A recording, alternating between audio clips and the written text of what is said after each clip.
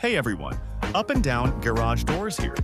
Is your garage door reversing for no reason or refusing to close when you need it to?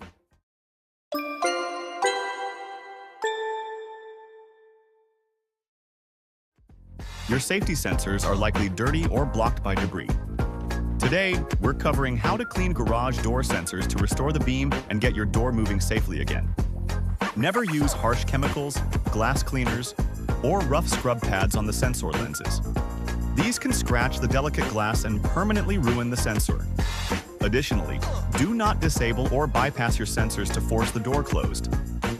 These are critical safety features required by federal law, UL 325, to protect people, pets, and vehicles. If cleaning doesn't fix the issue, you may have a wiring problem that requires a professional.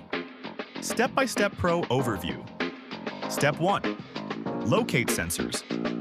Find the photo eye boxes mounted on the vertical tracks, roughly 6 inches above the floor. Step 2. Clear debris. Remove any cobwebs, dead leaves, or stored items crowding the sensor brackets. The path between them must be clear. Step 3. Wipe lenses. Gently wipe the glass eye on each unit with a soft, dry microfiber cloth. Avoid water unless grime is stuck on. Step 4. Check alignment. Look at the LED lights. They should glow steadily. If they are blinking, the sensors may need realignment. If your sensors still flash after cleaning, don't risk electrical hazards. Contact Up and Down Garage Doors or read the full guide. Thanks for watching. Subscribe for more safety tips.